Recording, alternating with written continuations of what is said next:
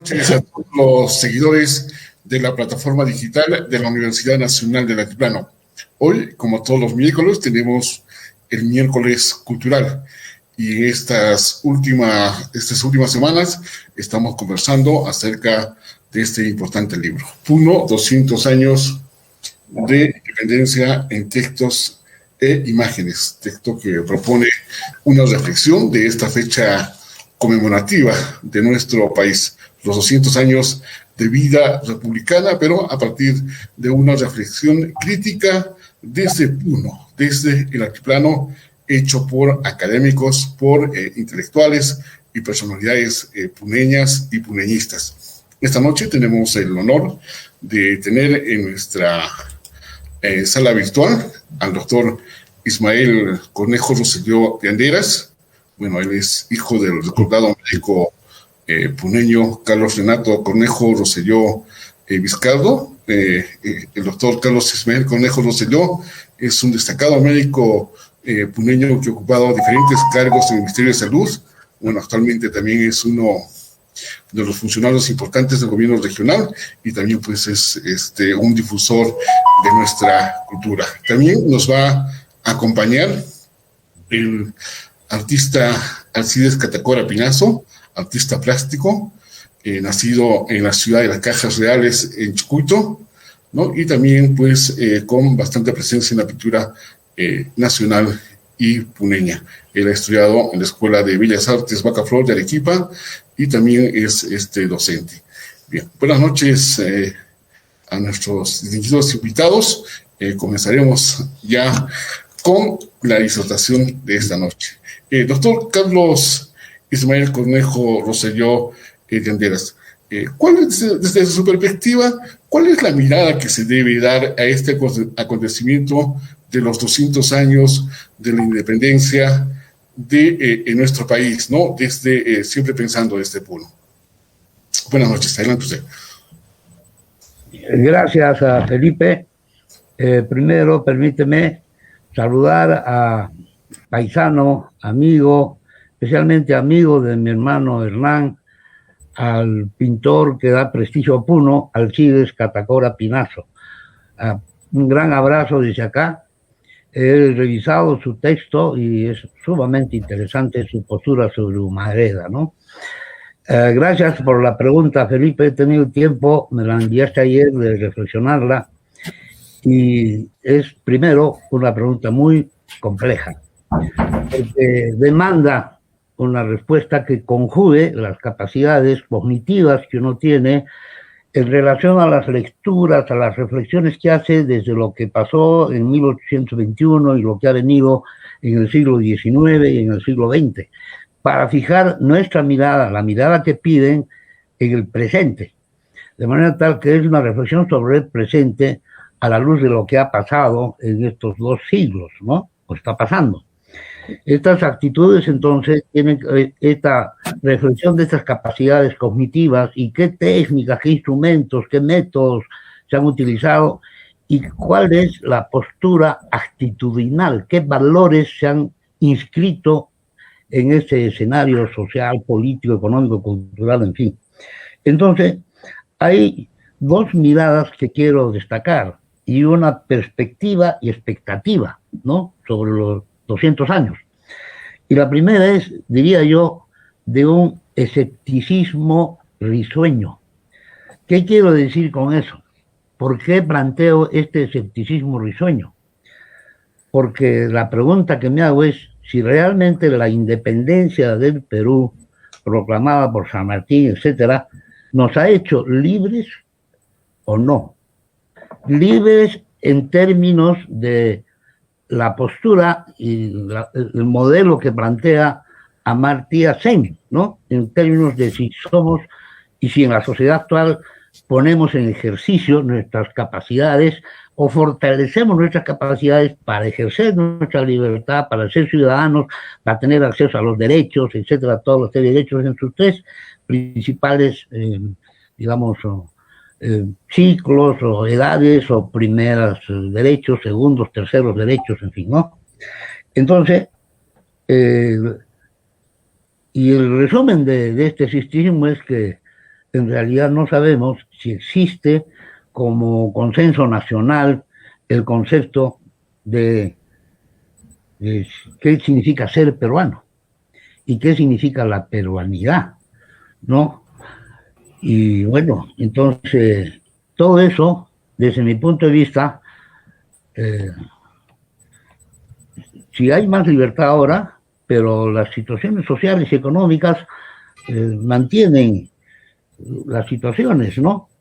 De manera tal que la segunda mirada es una postura crítica, ya que los problemas que tiene la sociedad peruana y especialmente Puno como región no se han resuelto en su magnitud, en su núcleo duro, digamos, en su columna vertebral. ¿Cuál es este núcleo duro? Es la exclusión, esa es la iniquidad, ¿no es cierto? Entonces, las soluciones que hemos tenido siempre vienen de fuera, no han surgido de adentro, teniendo nosotros un bagaje histórico muy fuerte en el desarrollo agrario, etcétera, en los conceptos de salud, pre-Inca, Inca, en fin.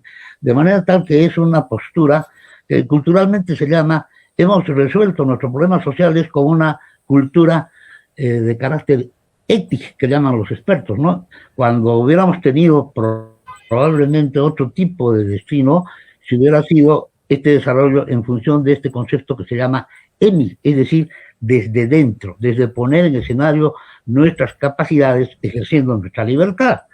De manera que por esa mirada crítica es por un lado. Y la consecuencia de esto es fatal. Esa es la gran migración que tiene Puno. Mi padre decía que una cosa sería la historia de Puno si es que ahorita Puno tuviera unos 3 millones de habitantes. En Puno. La mirada y las decisiones que tomaría el poder centralizado serían diferentes, ¿no? Pero sin embargo, del censo anterior, del 2007 al 2017, la población de Puno ha disminuido. Entonces hay un desaliento, la gente migra, de manera tal que ese es un problema, ¿no? Es un drenaje social, no hay políticas de fijación de la población, ¿no? El primer migrante, como sabemos, fue Manco Cápac. Pero por otro lado, el otro lado de esta figura es que Puno y sus habitantes han nutrido, han fecundado, digamos, han inseminado, ¿no? Todo el país prácticamente, especialmente Lima, ¿no? Hay el ADN del puneño, ¿no? En este escenario social, político, en fin, ¿no? Entonces, esta es una mirada crítica, ¿ya? Y la mirada de expectativa, de perspectivas, es un juego que hay permanente, por eso el escepticismo es risueño, entre un desaliento y un optimismo. Uno va, se desalienta y después entra en optimismo y ve las situaciones con una manera más positiva, más enérgica, ¿no? Y para esto hay 3 cosas que son claves, ¿no? Cómo se desenvuelve el poder en nuestro país, ¿no?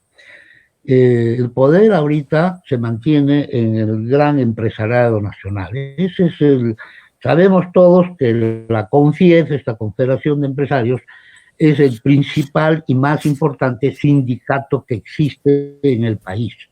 De manera tal que ahí surgen las políticas y eso ha hecho que, obviamente, esta exclusión sea cada vez más difícil de resolver, ¿no? Porque ellos son, como ya dijo alguna vez Carlos Malpica, los dueños del Perú, no ha cambiado, ¿no? Simplemente cambian de personas, en fin, pero la lógica de cómo hacer los negocios en el Perú es un tema bien complejo, ¿no? Y además, en este escenario también hay una fuertísima dependencia, no ejercemos nuestra libertad de todo lo que se llama la banca internacional, las agencias de cooperación intergubernamentales, ¿no? Yo me refiero básicamente al Banco Mundial, al Fondo Monetario Internacional, es decir, ellos juegan a que las políticas a pesar de que nos digan que somos libres, las políticas dependen de lo que ellos dicen que debemos hacer y nos mantienen como exportadores de materias primas, de todas maneras, ¿no? Ese es un tema bien, digamos, complejo porque no se quiere reconocer. Y cuando un problema no se reconoce, quiere decir que las soluciones las mantiene siempre de afuera, ¿no? Y entonces, eso es un problema. Y el otro tema añadido a esta expectativa predictiva es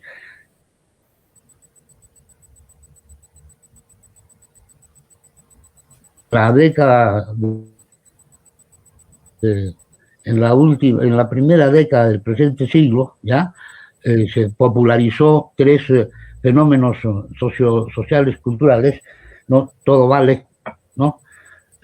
Roba, pero haz, y sé macho, ¿no?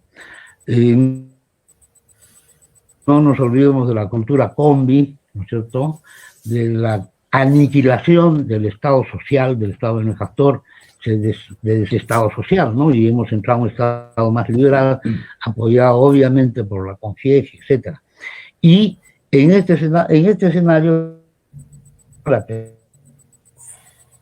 tercera, también hay un poco de optimismo ahí, es el proceso de descentralización, ¿no? Está en el papel, es una desconcentración, nunca ha sido una descentralización, nos dan competencias sin recursos y lo que es peor ahora, en el caso de la salud, por ejemplo, nosotros estamos totalmente robotizados por los sistemas electrónicos. Para comprar un insumo, un medicamento, hay un sistema, un software con un programa y que simplemente el programa, si tú tienes una cosa del azar, tienes una decisión urgente que no está prevista, es imposible tomarla. De manera tal que el software no lo permite. No lo permite porque es así, ¿no? Eso es un banquero en ventanilla que no tiene criterio, ¿no? Simplemente hace lo que está en el sistema y nada más, ¿no? Es como un robot, pues. Entonces, quien tiene ahí el sartén por el mango, obviamente, es quienes hacen este software y está ahí el MEC, básicamente, ¿no? Es el dueño absoluto de todo lo que pasa en la descentralización, ¿no? Y cada vez te ponen más procesos, ¿no? Más pasos y técnicas e instrumentos en un proceso para poder hacer algo. Y le llaman ineficiencia. Por ejemplo, a mí en el CIS me dan plata, ¿no es cierto?, para gastar. Me dicen, no gastas, pero me la dan, pues, me la dan en una semana antes de que termine el ejercicio, pero pues tal, y eso lo sabe todo el mundo, pero nadie lo dice. De manera que eso es, obviamente, una visión desalentadora para estos 200 años, ¿no? Y yo no creo que eso vaya a cambiar, a no ser que, obviamente, ahora en este juego político que estamos viviendo, se decanten las cosas y nos hagan entrar en un escenario de optimismo, ¿cierto? Eso es, Felipe. Gracias, doctor Carlos Ismael Cornejo Rosselló de Anderas, por esta primera intervención y reflexión acerca del Bicentenario. Profesor Alcides Catacora Pinazo, para seguir en la línea de análisis del doctor Ismael Cornejo, como puneños, como peruanos, ¿cuál es nuestra mirada, ustedes, desde el punto de vista, digamos, del arte de esta fecha conmemorativa del Bicentenario? Sí, muy buenas noches. En general, creo importante destacar primero la labor que viene cumpliendo la Universidad Nacional del Altiplano en la edición constante de libros. Es ya reconocido ese mérito a nivel nacional e internacional, y entonces no está de más siempre hacer presente. Saludo al doctor Ismael Cornejo Rosselló,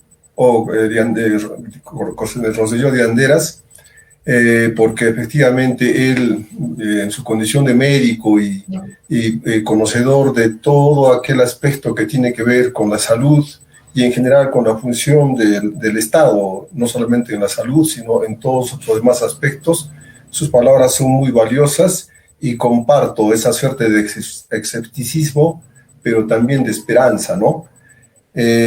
Así mismo, como no saludar al amigo Felipe Gálvez, a Elida Heredia. Quiero añadir a lo que ha dicho el doctor Cornejo, es que Primero, reconocer que, aunque siempre se ha dicho, hay que volverlo a decir, el Perú no tiene un proyecto de desarrollo nacional. Cada gobierno viene y pretende implementar lo que les parece. Y entonces no tenemos una continuidad en general en todos los proyectos. Y no solamente queda en el gobierno central, sino pasa con los gobiernos regionales y con los gobiernos locales. Entonces hay una falta de planificación realmente peligrosa, extrema, que no nos conduce a visionar el futuro, ni siquiera inmediato. Ahora mismo, en esas circunstancias electorales, los peruanos estamos evidentemente preocupados. No sabemos qué va a pasar con nuestra patria. Y entonces esa inestabilidad realmente hace mucho daño para poder proyectar no solamente el desarrollo de nuestra patria, sino finalmente nuestra familia y nuestra propia proyección personal. Entonces, ese aspecto creo que debemos reconocer que es algo que urgentemente y de algún modo tenemos que afrontar y resolver. En nuestra condición de país megadiverso, pluricultural, y sin un Estado eficiente, promotor que busque finalmente la justicia social, va a ser mucho más difícil entonces que aquellas particularidades que nos hacen a los peruanos o a los puneños de tal puedan desarrollarse, ¿no? Entonces estamos en una suerte de destrucción irreversible de los rasgos y rastros de nuestra indianidad, por ejemplo, que es un aspecto que nosotros deberíamos haber defendido y desarrollado.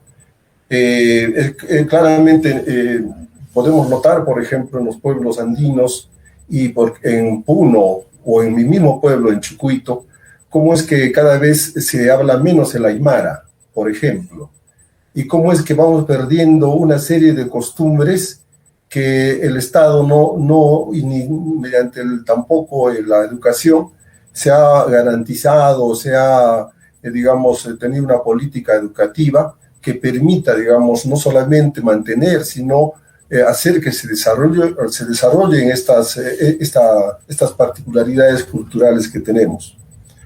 Entonces, bajo esas circunstancias, creo que es válido siempre pensar en que tenemos que replantear muchos aspectos relativos al Estado peruano.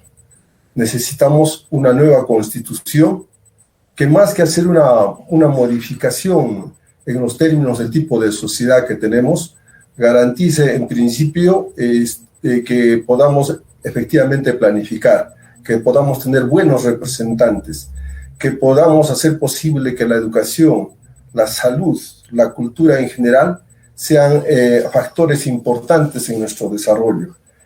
Y en fin, realmente estamos preocupados con la patria y tenemos evidentemente ese escepticismo, tenemos desazón, pero también tenemos esperanza.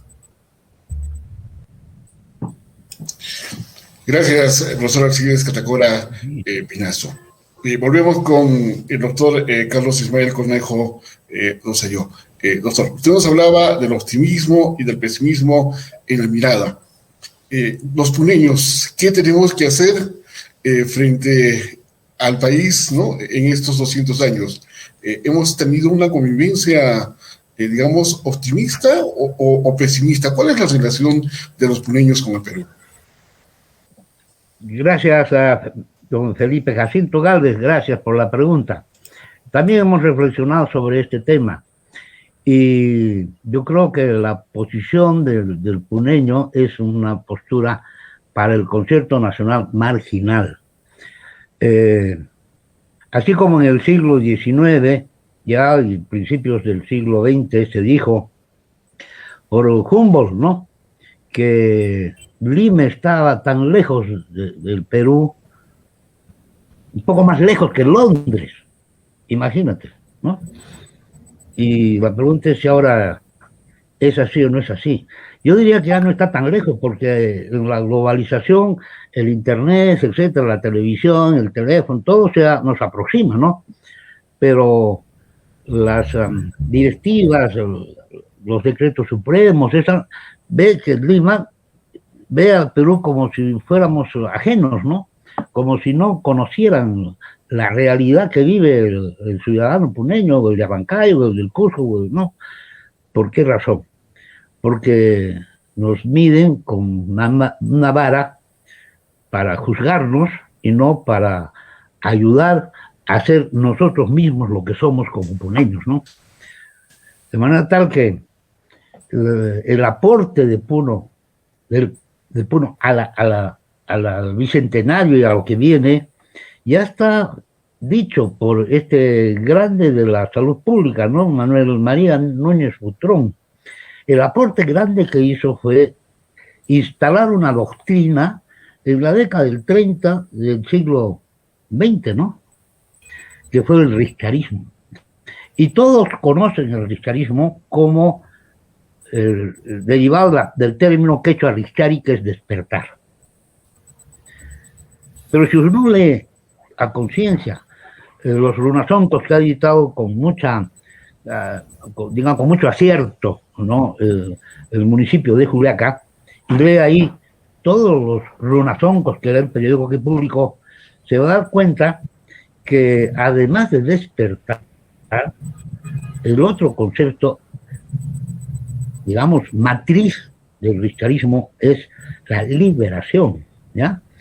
Y entonces, yo tengo acá una frase, y está escrita en el libro, que dice, en 1977, dice que Núñez Butrón, con su lema salud, educación y trabajo, hace entrever más que una tendencia al desarrollo basado en la producción, en el crecimiento económico que tenemos 20 años y que la marginación, la exclusión no se ha resuelto, ¿no? Entonces, más que esa tendencia basada en la producción, una tendencia a la liberación del campesino basada en sus propias realizaciones para enfrentar su medio. Entonces, les voy a leer un párrafo nomás de lo que eso significa, ¿no? Este término de liberación está implícita en el lema del Riscari, ¿no? Que esta liberación se construye, se constituye y se estructura desde los principios de la higiene como sustrato de un cuerpo saludable, ¿no? Ya. Del trabajo productivo como raíz de alimento y convivencia familiar, y la educación y cultura como sustrato de la dignidad individual y social en términos de quién soy y por qué lo soy. Entonces, en el número 1 de su periodo, él dice bien claro, nosotros los indios, y nunca deja de decirlo, sentirlo y reflejarlo en sus acciones. Toma una opción, elige un camino, y ese es el concepto de liberación. Lo obliga a uno a elegir, a tomar una opción. En el campo de la salud, David Tejada Rivero nos decía que para enfrentar la realidad sanitaria tan dura, tan absurda, nosotros tenemos que intelectualizarnos, vale decir, conocer a fondo el tema de la enfermedad y de la salud, sociabilizarnos para saber el tejido que está detrás de la enfermedad, el tejido social, cultural, económico, la vivienda, etc. Y además tomar una opción, y eso significa revolucionarizarnos, ¿no? Entonces, eso lo dijo Núñez Butrón, nos lo indicó que atención primaria de la salud se logró lo que Fujimori desde el 90 ha destruido, porque la política era privatizar, básicamente, destruir este Estado social y buscar cómo fortalecer los seguros y fortalecer, obviamente, a la empresa asegurada privada y a la actividad privada, ¿no? Aquí en Arequipa, en estos últimos años de tener 4 clínicas, ahora tenemos 12, y grandes, ¿no? Y que acaparan, bueno, el mercado, ¿ya? Entonces la teoría del mercado frente a la teoría del desarrollo basada en la liberación de nuestras capacidades, ¿no? Entonces, o sea, eso significa que los puneños debemos saber, por ejemplo, de aceptar que la salud, ¿no?, viene siendo cada vez más determinada por procesos sociales, culturales, ¿no?, por los juegos de poder que hay en el país, y están intrínsecamente relacionadas con otras dimensiones, ¿no?, como los servicios básicos, agua potable, alimentos seguros, ¿no es cierto?, educación, trabajo bien remunerado, digno, protección social, participación política, entre otras cosas, ¿no? Entonces, ese es, digamos, el mensaje que da Núñez Butrón, y que en Puno, ya les digo, se ha asumido y que se ha quebrado desde principios, desde la última década del siglo pasado y todas estas 2 décadas de este siglo, ¿no? Y además, aquí hay una cosa bien importante, ¿no? ¿Quiénes deben despertar? ¿Cómo deben hacerlo? ¿Para qué despertarnos, no? ¿Sí? ¿Por qué hacer eso? Entonces, Núñez Butrón habla de su tiempo, del campesino, del indígena de ese tiempo, ¿no es cierto?, de antes de la reforma agraria. Eso tiene su actualidad, por supuesto que tiene su actualidad, ¿no? Y la actualidad está bien clara, ¿no? ¿Quiénes debemos despertar? ¿No? ¿Para qué hacerlo? Aquí también en el texto lo pongo, ¿no? ¿Ah?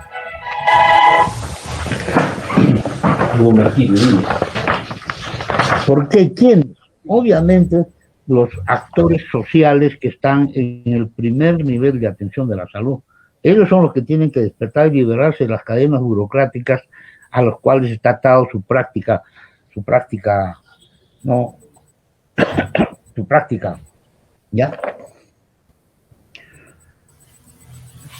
Además de ello, otro aporte que también está oscuro es el de la ética en el discurso.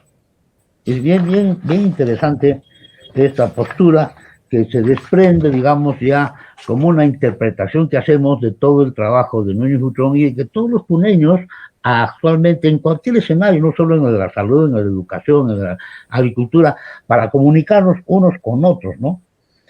Entonces, él nos plantea de la ética discursiva, esa contiene una elucidación del fenómeno moral en términos de un análisis formal que se hace de las emisiones entre un emisor y un receptor, ¿no? Para ponernos de acuerdo en entendimiento de cuál es nuestra, digamos, convicción de saber decir y hacer lo que en cada hecho de la vida nos dice nuestra propia realidad social y nuestra propia cultura, ¿no? Y además de eso, se conjuga con otra gran corriente ética que los puneños deberíamos tenerla muy presente, ¿no? Y es la ética que otro filósofo, Axel Honneth, dice, ¿no? Es la ética del reconocimiento, el valor del otro, ¿ya? Hay experiencias que nos ha tocado vivir en carne propia y relatos que hemos escuchado de cómo el valor del otro era simplemente insignificante o un valor material como un objeto, ¿no? Nos recordaba aquellas películas que vemos del esclavismo, etcétera, donde el indígena, el campesino puneño ha sido prácticamente eso, ¿no? Ahora, obviamente, estamos entrando en otro escenario que nos da un poco de esperanza, como ha dicho Alcides, y yo veo de optimismo, ¿no? Optimismo. Y otra cosa, es decir, tenemos que estar dispuestos a aceptar lo que le pasó a Núñez Butrón. A Núñez Butrón, que hizo una gran obra, con resultados concretos, ¿no? Es decir, cómo controlar el tifus. Una vez estuve en el Cusco, en el colegio médico, me invitó por la década del 90, ¿no? del siglo pasado, a conferenciar sobre el tifus, porque había una epidemia de tifus. En Puno, yo de director regional y de médico, he trabajado desde el año 77, de hecho en Ayaviri, como médico general, y en Juliaca, y en Puno, y en Juli. No he visto un caso de tifus, no me ha tocado ver. Pero miren, el año 1978 había tifus en Cusco. Y con la cooperación italiana que trabajaba lo controlamos, ¿no? Además. Pero se discutió y yo dije, pues obviamente lo que pasa es que los cusqueños no han tenido un Manuel Núñez Butrón, ¿no? Como Puno. Obviamente hubo un poco de resentimiento, en fin, es decir, no hay que pisar callos ajenos, se pisó el orgullo, pero es una realidad, ¿no? Es un hecho. De manera tal que A Núñez Butrón, que tuvo esos inmensos resultados, lo trataron los gamonales, las autoridades políticas de Puno y de Lima como comunista, ¿no? Y lo desterraron a Bancay. Entonces es un riesgo que hay que asumir. Ahora estamos en esa situación parecida, ¿no? Parecida, es decir, vamos, tenemos una expectativa, etcétera, y nos vienen con una sombra, ¿no? Con un manto de sembrarnos el miedo, ¿no? Una semilla del miedo. Y eso es, entonces, el puneño de ahora debe aprender de esa historia nuestra, ¿no? Eso es, Felipe. Muchas gracias, doctor Carlos Ismael Cornejo. Señor Arcíes Catacora Pinazo, desde el punto del arte, la pintura, ¿cuál es el aporte de los puneños a esta historia del Perú que está cumpliendo 200 años de independencia? Bueno, primero siempre es importante señalar aquellos aspectos que a nuestro juicio resultan evidentes como aporte de Puno a nuestra patria. Creo que es importante primero señalar que el gran aporte que hace Puno es al hombre puneño, el hombre gestor, el hombre emprendedor, el hombre que lleva ese método de trabajo de lo colectivo, del AINI, y que hace posible en su condición de migrante de llegar a otros espacios y triunfar con mucho esfuerzo seguramente, pero basado en el apoyo mutuo. Ese aspecto creo que es siempre importante resaltar, porque hay evidencias de ello en las grandes ciudades, hay evidencia de ello, como no, en Lima. Podemos encontrar fácilmente en donde vayamos y caminemos, donde existen comerciantes, por ejemplo en Lima, encontramos a emprendedores que han triunfado en los diversos espacios que nos da el comercio o la fabricación en general. Por ejemplo, señalamos a los paisanes de Unicachi, Ollaraya, ¿no? Que están ubicados en Gamarra, en los conimeños que están en el Hueco, los ichus, que cercanos a Puno, que comenzaron haciendo hojotas y que actualmente hacen autopartes. Es reconocido incluso en las minas, reconocido en cualquier empresa, la gran capacidad, el gran espíritu del puneño trabajador, que tiene culto al trabajo. Creo que ese aspecto es uno de los aportes que desde la visión del hombre significa como aporte a nuestra patria. Otro aspecto ya dentro de la historia.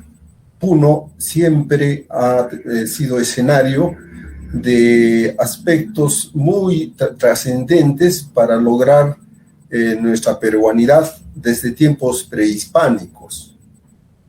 Y conforme llegó la independencia, fue escenario de las luchas precursoras de Tupac Amaru, de Vilcapasa, de Tomás Tito Condemaita, e incluso de los hermanos bolivianos, ¿no?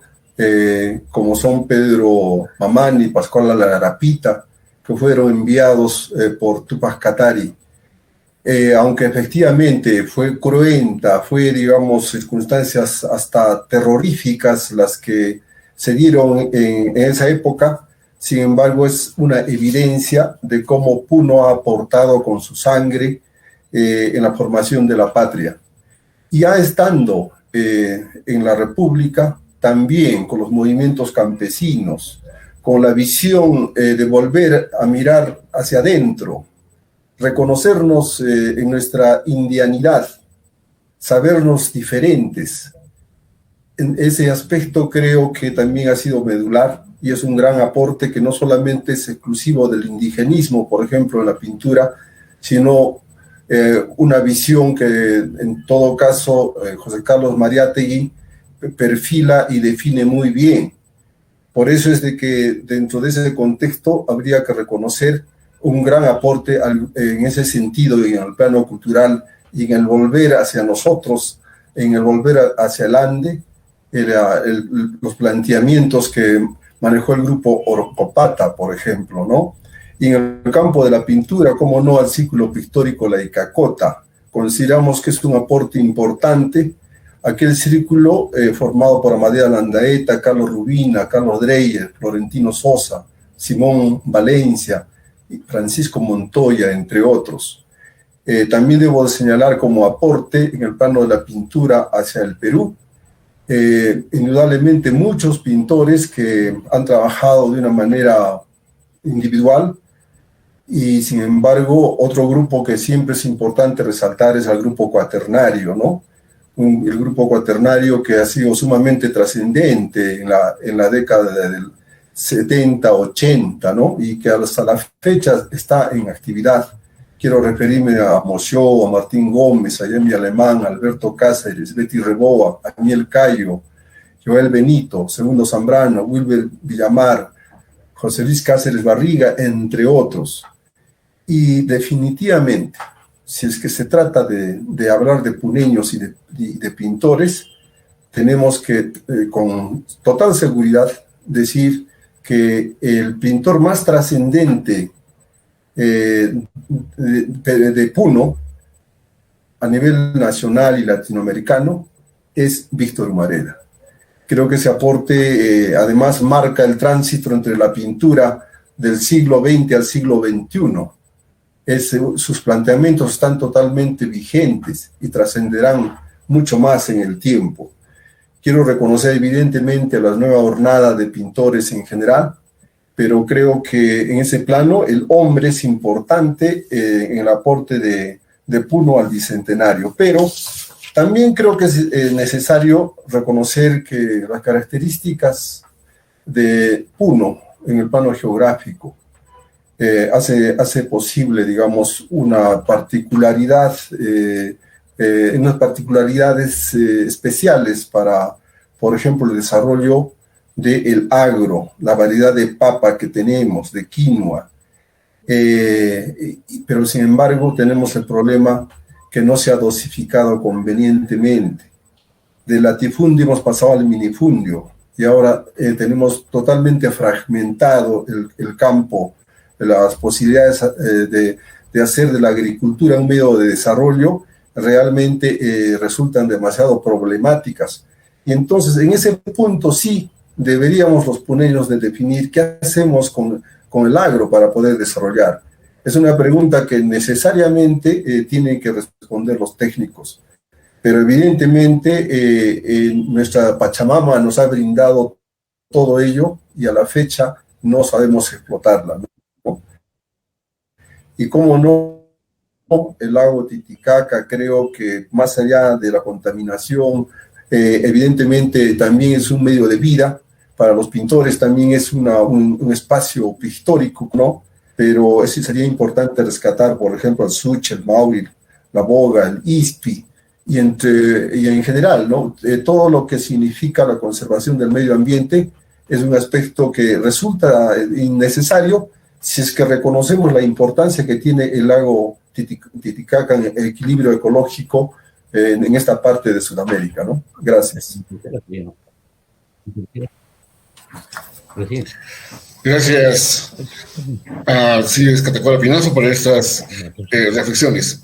Estamos conversando a propósito del texto Puno 200 años de República, ¿no? En textos, publicación pues que trata de reflexionar sobre el hecho del Bicentenario desde Puno, hecho por puneños y puneñistas. En la segunda parte de este texto se propone a puneños que han realizado un importante aporte a través de su obra y su trayectoria a nuestro país. Entre ellos se menciona a 10 puneños, a Federico More, José Antonio Encinas, Gamaliel Churata, Teodoro Balcácer, Martín Chambi, Víctor Humareda, María Asunción Galindo, Manuel Núñez Butrón, Emilio Romero y Carlos Oquendo Temat.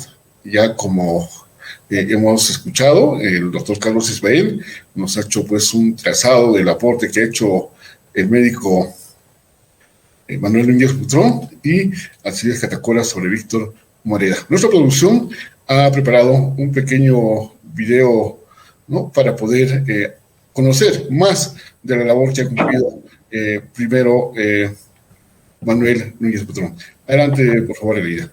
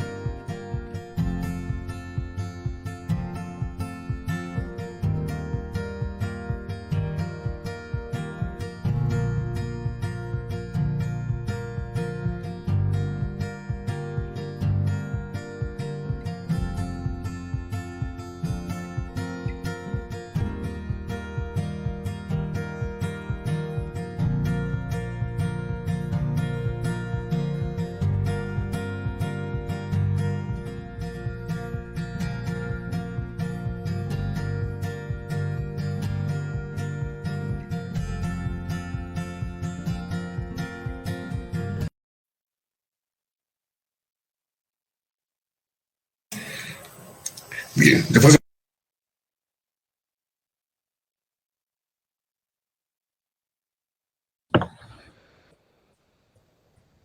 No se escucha.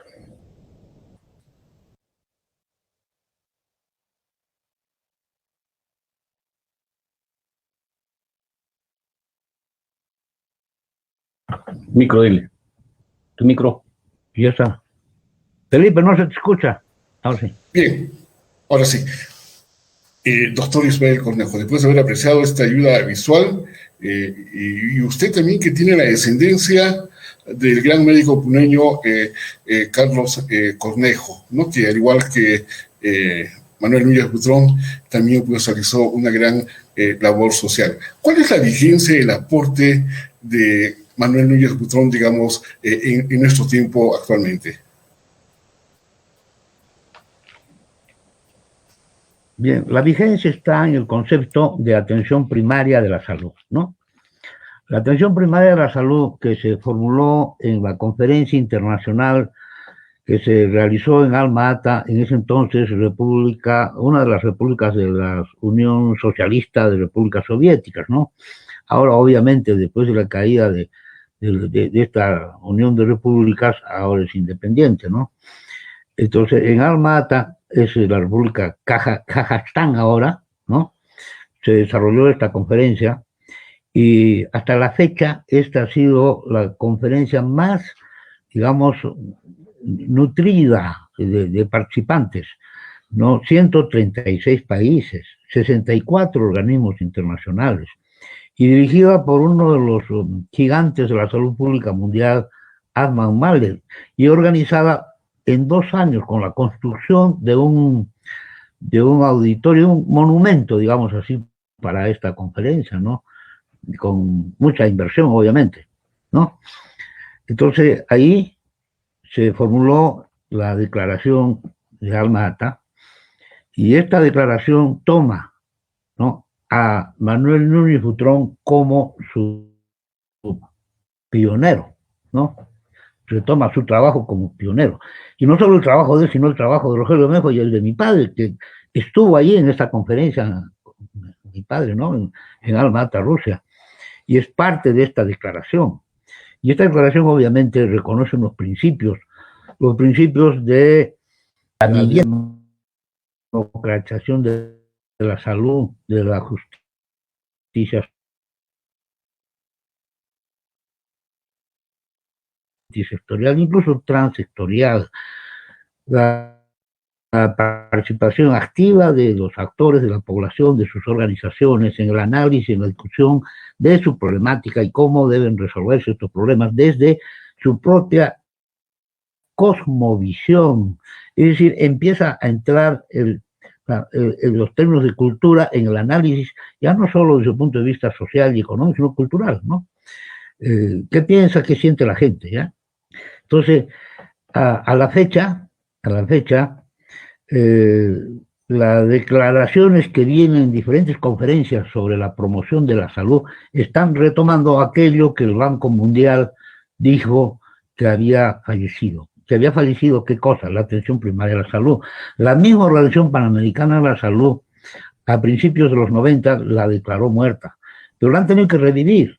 Y la revive en función de estas declaraciones que se vienen dando en el escenario de la promoción de la salud, en términos de que, obviamente, y es lo que está pasando ahora en el COVID, ¿no? Si el COVID se maneja con los principios de la atención primaria de la salud, obviamente no hubiéramos necesitado tanto oxígeno, ni tantas camas UCI, ni tanta tecnología de punta a tan alto costo para resolver, digamos, que no se muera de 10 que entran al COVID. Bueno, acá en el Perú, acá en Arequipa se están muriendo 6, 4 nomás sobreviven, ¿no? Y obviamente van a tener secuelas pulmonares, la fibrosis pulmonar es una consecuencia de eso. Su tiempo de vida se va a cortar, igualito problemas neurológicos, en fin. Entonces, ese es el tema. Ahora entonces hay un debate ahora, y hay una discusión muy importante en eso. El Colegio Médico del Perú ha tomado riendas en este escenario y está haciendo conferencias, etcétera, pero es bien complicado cuando tú tienes un Estado y un gobierno central dominado por este enfoque liberal, nuevamente liberal de la salud, ¿no? Entonces la vigencia de Núñez Butrón está en eso, en que es parte nutriente, ¿no? de esta, digamos, corriente. Yo no diría solamente de ejercicio profesional, sino de filosofía de la salud, ¿no? Una corriente de vida, Dios. Que eso es lo que está vigente para mí. Muchas gracias, Ismael Cornejo. Bien, vamos a apreciar seguidamente también un video sobre la trayectoria del gran pintor puneño Víctor Humareda, que ha preparado nuestra producción con la licenciada Elida Heredia. Adelante, Elida.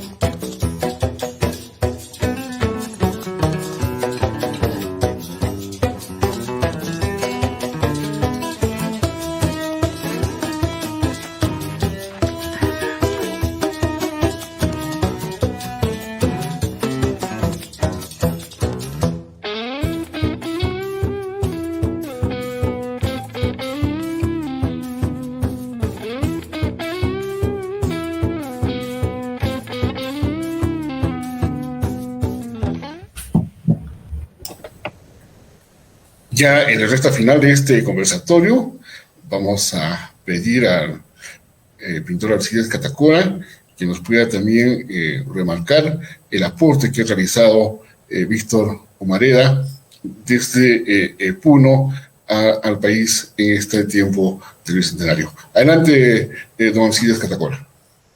Bien, me cupo hacer un artículo de 20 páginas y el ánimo era evidentemente considerar que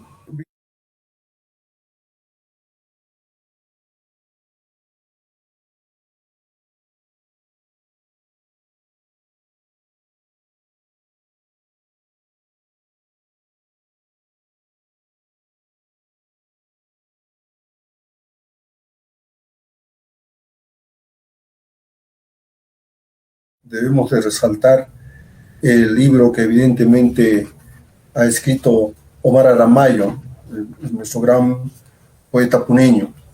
De modo que no ha sido difícil encontrar información. Pese a que yo no he conocido directamente a Víctor Humareda, sin embargo, los testimonios escritos son abundantes y entonces lo que he procurado en el artículo es de una manera coloquial ir de alguna forma secuencializando aspectos que tienen que ver con mi vínculo y mis vivencias en Lampa. Y inicia el artículo en una visita que hacemos en el 5 de marzo del 2020, previo a COVID, justamente cuando Lampa está celebrando los 100 años del nacimiento de Víctor Humareda. Narramos en el artículo aspectos que indudablemente son interesantes y que cuando los lectores puedan visualizar, seguramente que estarán, digamos, muy interesados y en lo que se manifiesta. Sin embargo, podemos decir de que esta actividad nos hace ver de que los lampeños han encontrado en la imagen de su ilustre paisano un medio para afirmar su identidad y promover el desarrollo de Lampa. Hay un aspecto que debo considerar que está en nuestra propuesta. Está pendiente la tarea del municipio provincial de Lampa de implementar una pinacoteca o museo en Lampa, donde se exhiba en forma permanente obras originales de Víctor Humareda. Esta tarea no debe ser exclusiva responsabilidad del municipio provincial de Lampa, sino debe ser responsabilidad del gobierno regional de Puno, porque implica también recursos importantes para garantizar no solamente la implementación, sino que perdure en el tiempo un museo con las características que son necesarias. Por eso creo que es importante el hecho de haber comprobado in situ esa urgencia, porque para los lampeños Lampa es un medio, una posibilidad de desarrollo que todos debemos de acompañar. Después relacioné aspectos que tienen que ver, como por ejemplo, en Puno decimos que el que cae a Lampa cae en la trampa.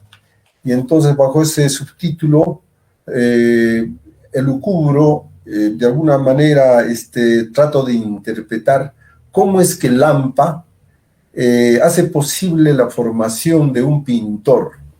Porque una persona define su personalidad en los primeros años de su infancia inclusive. Entonces hago ver cómo es que Lampa es una mezcla de indianidad e hispanidad. Por ejemplo, el hecho de que Lampa sea muy aficionado a la corrida de toros seguramente ha incidido también en Humareda. Hemos tenido la oportunidad más de una vez de estar en las corridas de toros el 28 de julio en Fiestas Patrias, y entonces ese movimiento de las tribunas, los colores, los contrastes, seguramente que Víctor Humareda los vio en su niñez y fue como es que fue perfilando su condición de pintor. Evidentemente, al ver a los ayarachis, ¿no?, esta expresión del pasado y el presente, de la vida y la muerte, o los diablos en la fiesta de la Inmaculada, la fiesta patronal de Lampa, necesariamente influyó. Y como podemos ir viendo, esta temática ha sido recurrente en el desarrollo de su pintura. Por supuesto que allí también aprendió a que es importante la posibilidad de actuar en un medio, al ver a los enmascarados, a los diablos, a las personas que representaban algo. Y de allí seguramente nace también su cercanía con el teatro y finalmente su actitud también como persona frente a la sociedad como un mecanismo de defensa que él asumió. Vemos asimismo en este artículo que evidentemente la portentosa arquitectura lampeña, barroco mestizo, hace que Humareda entre y tenga plena conciencia de la majestuosidad del arte occidental, la monumentalidad. Y entonces nace allí su cercanía al claroscuro de Rembrandt, a la hispanidad de Velázquez, de Goya. Y finalmente, los cánticos que seguramente escucharon en la iglesia terminó por acercarlo también a la música clásica, porque Víctor Humareda fue una persona muy culta. Conocía no solamente de pintura, de una manera muy profunda, sino prácticamente de todas las artes. Y entonces aquí asumimos de que Víctor Humareda ya sale de Lampa, ya con todas las particularidades, con todas las fortalezas que requería para ser pintor. Entonces creo que Lampa le dio el cimiento a Víctor Humareda para que posteriormente sea el pintor que fue. Ese aspecto creo debemos reconocerle a Lampa por su belleza, por su trascendencia y por su importancia. También hablo en el artículo sobre algunas anécdotas muy bonitas, interesantes en el colegio, y también relaciono a Humareda con el Huachapuquito de Zacarías Puntaca Farfán, porque Humareda fue también un Huachapuquito, porque para los migrantes también el Huachapuquito expresa hasta hoy desarraigo, lejanía y ausencia. Víctor Humareda fue un migrante más y sufrió el desprecio, la humillación que los provincianos sufrían en la década del 50 y que de alguna manera hizo que asumiera tomara como mecanismo de defensa a ese tipo de condición. Bueno, bien. La condición de pintor con las características que se le conoce. Así es, hago una relación entre Enrique Torres Berlón, que es a mi juicio también un peruano del Bicentenario. Entonces creo importante que se tenga en cuenta que no solamente es Humareda, sino también Enrique Torres Berlón, un puneño, un lampeño de suma trascendencia. Y para los que estamos interesados en la cultura, en el arte, el hecho que Lampa tenga 2 copias de la Piedad con las características tales que, por ejemplo, fue necesario que cuando se rompe los dedos de la Piedad original en Roma, vienen y sacan un calco en Lampa, por ejemplo. Y entonces este hecho hace posible de reconocer que Lampa puede generar también un turismo cultural. Hacemos en este artículo una revisión de cuán de importante fue en el dominio del color, con el profundo conocimiento que tuvo Víctor Humareda en relación al color, su estadía en Buenos Aires, donde durante 2 años estudia también en la Escuela de Bellas Artes Ernesto de Cárcova, y sus maestros que influyeron directamente en él, haciendo de él un pintor plenamente formado. Por supuesto que es importante, y él lo manifiesta también, cómo es que Argentina, además de hacer presente su afirmación en el conocimiento del color, hace también posible su encuentro en directo con pintores universales, porque Argentina tiene en el Museo Nacional de Bellas Artes prácticamente a casi todos los pintores universales. También hacemos un análisis sobre cómo es que entiende el tiempo y el mundo. Asume una postura aparentemente anacrónica en relación al tiempo, lo relativiza. Y entonces, así es como mantiene su admiración por el pasado, particularmente por Goya, Shakespeare, Beethoven, por ejemplo. Niega de alguna manera la existencia del arte abstracto, por ejemplo. Y felizmente, antes de que él pudiera morir, cuando se hace una exposición del municipio provincial de Miraflores, hace una exposición, una recopilación de toda su obra, él logra mirar esta exposición, y al encontrarse con el crítico de arte Luis Lama, él ya no podía escribir, y ya no podía hablar, y le escribe en un papel y le muestra la palabra que dice: soy un genio. Y con eso obliga a que Luis Lama, que nunca había reconocido un especial valor en Humareda, lo reconozca en su calidad y en su trascendencia que él tiene. En general, también creo que es importante reconocer que Humareda construye su imagen, ¿no? Y entonces es importante saber por qué Humareda se vestía como se vestía. Y entonces, además de lo que él manifiesta, porque él dice: la corbata, el tonguito son un poco una escenografía, un homenaje al pasado en mi vestir. Pero nosotros en este artículo ampliamos e intentamos dar más razones. Decimos allí que se sabía cholo con todas las connotaciones que la palabra tiene, pero también pintor, gran artista y hasta genio, y como tal podía usar terno, vestir de señor y merecer ese trato. Podría ser significativa para ello la imagen pulcra y elegante de su padre Emilio Humareda, quien aparece en una fotografía publicada en El Comercio, vestido como vestían los profesores de los años 20. Bien. Otro aspecto que me parece importante tener en cuenta sobre la imagen de Humareda es de que afirmaba así su identificación con el pasado, como él mismo lo explicó, además con los artistas de la Bohemia de París, en especial con Toulouse-Lautrec. Y entonces siempre se sigue especulando sobre la manera como vestía y por qué se vestía de esa manera. Otro aspecto que consideramos es que era también un medio para generar publicidad e interés, es decir, aplicaba concepto de marketing para su época, lo cual no es malo. Y además era una parodia, una burla, un acto de protesta en contra de la aristocracia de antes y la burguesía de hoy, dueños de grandes capitales que poco benefician al desarrollo del país. Al final de estas razones y otras, podemos decir que era su sello, era su marca y sobre todo expresión de identidad y autonomía. También hablamos sobre una circunstancia especial en relación a la música puneña.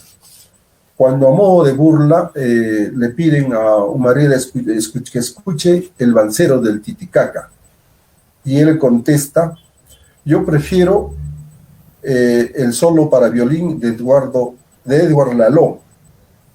Y no tenían. Los que pretendían burlarse de Víctor Humareda no se burlan, y entonces les dice: yo entonces prefiero el silencio. Sin embargo, esto aparentemente podría pensarse de que Víctor Humareda no estaba muy interesado en la música puneña.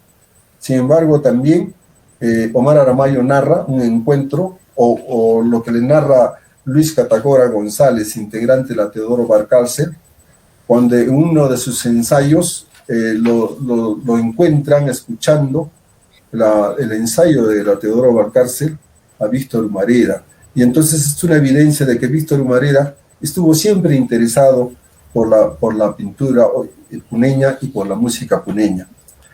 Además, su especial relación entre los estudiantes, que la mayoría son provincianos en la Escuela de Bellas Artes de Lima, lo hacía muy cercano a ellos, y como podemos también constatar en lo que se refiere a la época en la que él estudia en Bellas Artes. Le tocó una época especial, donde él estaba en medio de la pugna entre los indígenas de Sabogal y los afrancesados de Ricardo Grau. Entonces, vamos narrando en este artículo aspectos que son importantes y hablamos sobre el expresionismo. Él no se reconocía como expresionismo, sin embargo, consideramos que básicamente él era expresionista. Y citamos aspectos muy importantes relativos al color. Un valioso aporte que él hace, porque además está registrado en muchos artículos. Y entonces creo que realmente los planteamientos del color que hace mención Víctor Humareda debería ser motivo de mayor profundidad, porque evidentemente aquí se hace notorio cómo es que no solamente interpreta, sino utiliza el color. Creo que es un aspecto que queda pendiente para el estudio, el conocimiento que tenía del color y su aplicación en la pintura Víctor Humareda. También hago presente aspectos como los personajes y los temas de Humareda. Finalmente podemos decir que Humareda es el pintor de Lima.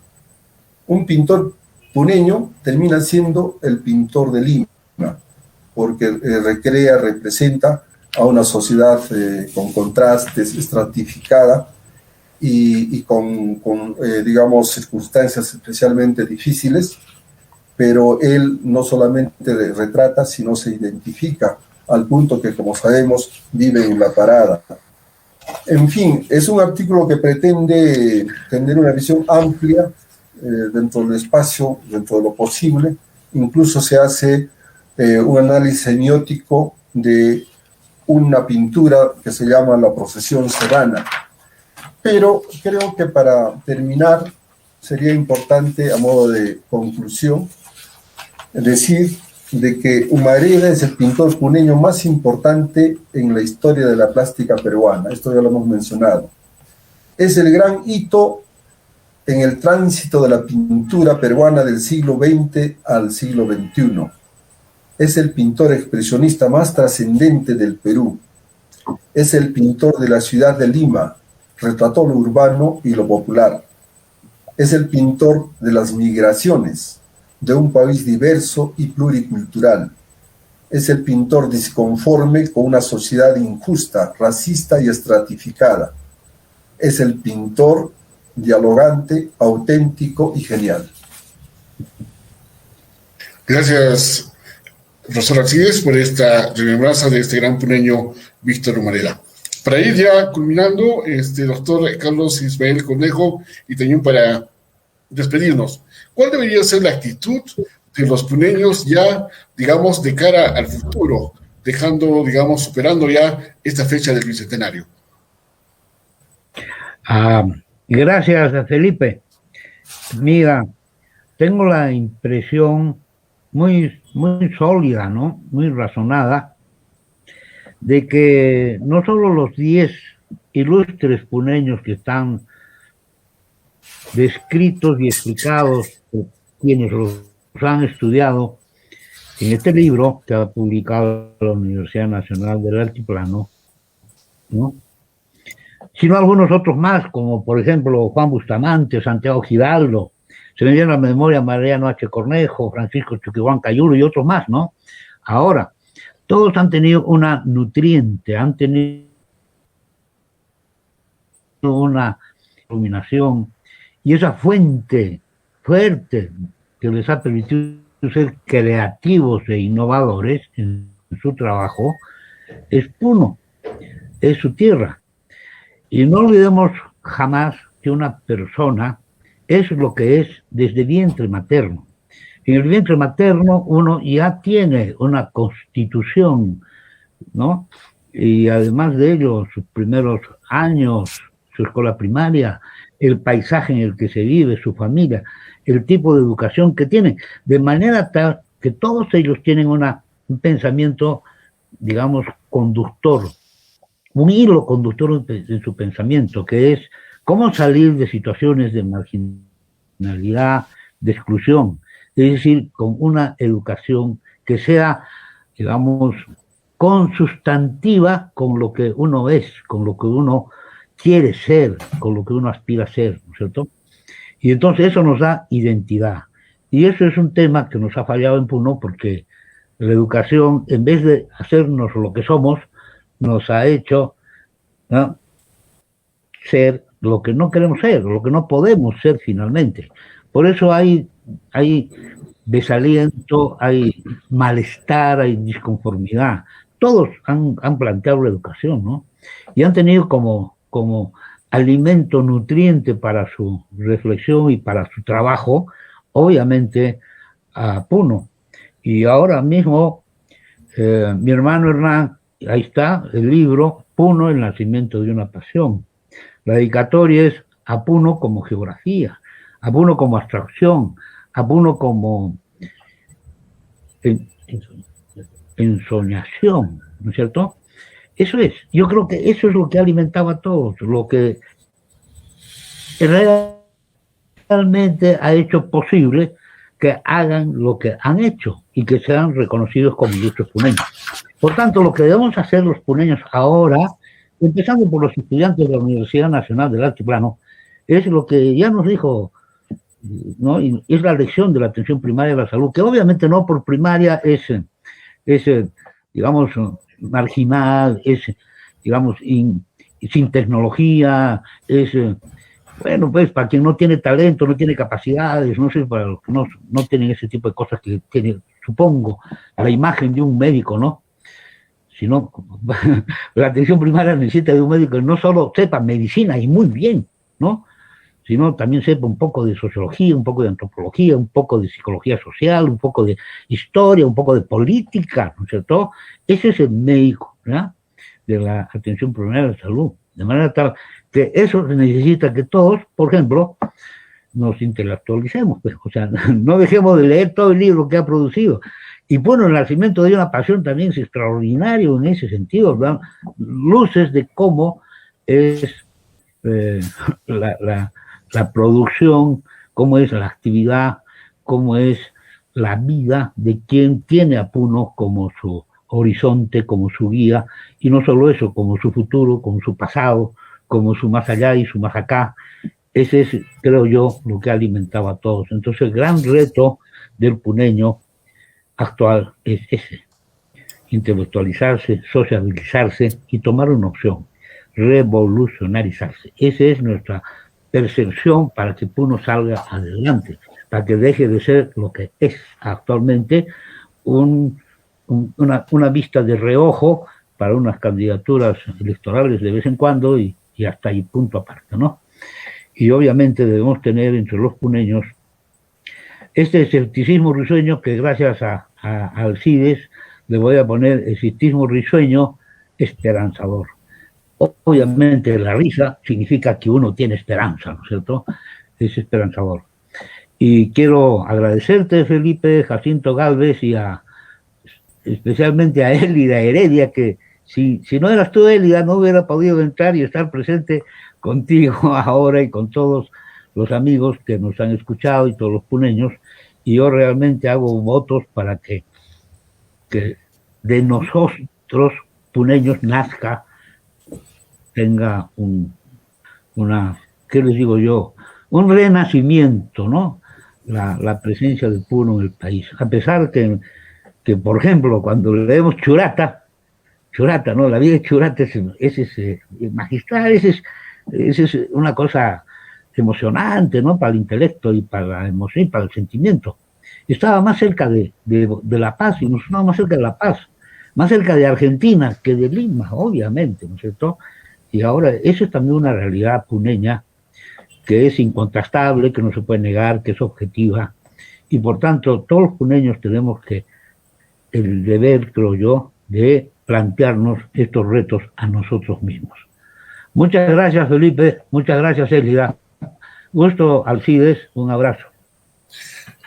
Gracias, doctor Carlos Ismael Cornejo. Profesor Alcides, finalmente la reflexión final, ¿cómo debemos encarar ya el futuro, ¿no?, post bicentenario los puneños? Quiero poner como referencia a un conjunto de sicuris. Creo que es la manera como debemos de organizarnos para poder sortear los tiempos adversos y llegar a mejores tiempos. Un conjunto de sicuris está compuesto por una unidad bipolar, una unidad de dos personas, donde una caña, el arca, tiene las notas que la otra caña tiene. Y entonces para hacer posible una melodía tienen que dialogar, tienen que conversar. Y entonces cuando conversa se hace la unidad. Y esa unidad se va organizando con otras unidades, con otros cortes, con otras medidas y termina siendo una armonía. Eso que practicamos en Puno debería de servirnos como referencia porque es la mejor expresión de la manera como se afronta colectivamente algo. Y por eso quiero destacar dentro de los aportes que Puno ha tenido, me faltaba incluir, entre muchos otros, indudablemente, los diversos conjuntos folclóricos, culturales, todo aquello que hace posible, digamos, un folclor vivo, una cultura viva, a quienes también en su momento fueron muy importantes para lograr nuevas perspectivas. Esa mirada hacia adentro que yo manifestaba, y debo de reconocer en la valía, en la importancia de la PAFIT y del doctor Carlos Cornejo Rosselló. ¿Cómo no? Y no lo hago solo por el hecho de que esté Ismael, el doctor Ismael Cornejo, o que sea amigo de Hernán Cornejo Rosselló, sino porque pese a que yo no he estado muy próximo a ellos, sin embargo ha sido muy trascendente esa vuelta, esa mirada hacia nosotros mismos, que afirma y proyecta la PAFIT. Reconozco también en el empeño de la Asociación Juvenil Puno, Sicuris 27 de junio, y todas las otras formas bajo las cuales este conjunto se desmembró, y en general a todos los conjuntos que hacen cultura, que hacen música puneña, sea en el mismo Puno o fuera de Puno. Me parece que es importante reconocer su labor permanente, aún en estos tiempos, por ejemplo.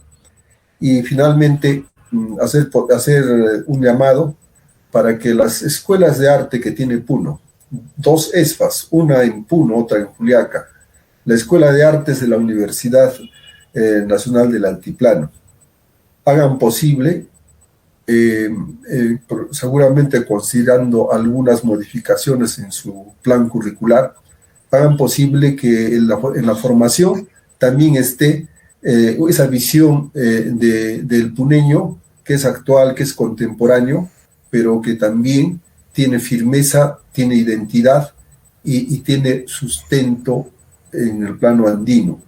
Finalmente, saludar a esta nueva institución que se ha formado, la IWS Titicaca Puno Perú. Es una filial de la Sociedad Internacional de la Acuarela, que viene haciendo una fuerte actividad para promocionar la cultura en Puno. Un abrazo a todos mis hermanos peruanos, que nos acompañe Dios, que nos acompañe la suerte, pongámosles punche porque es importante trabajar por nuestra patria. Gracias. Bien, gracias al artista y pintor Alcides Catacora Pinazo, lo propio al doctor Carlos Ismael Cornejo Rosselló. Y como decían, con una esperanza risueña de que los puneños podemos hacer muchas cosas, tal como lo han hecho los ilustres puneños del Bicentenario, también podemos aportar, engrandecer el Perú y nuestra región de Puno. Estamos pues cada día más orgullosos de ser puneños y puneñistas. Muchísimas gracias por seguirnos en este miércoles cultural. Nos encontramos la siguiente semana. Muchas gracias. Buenas noches.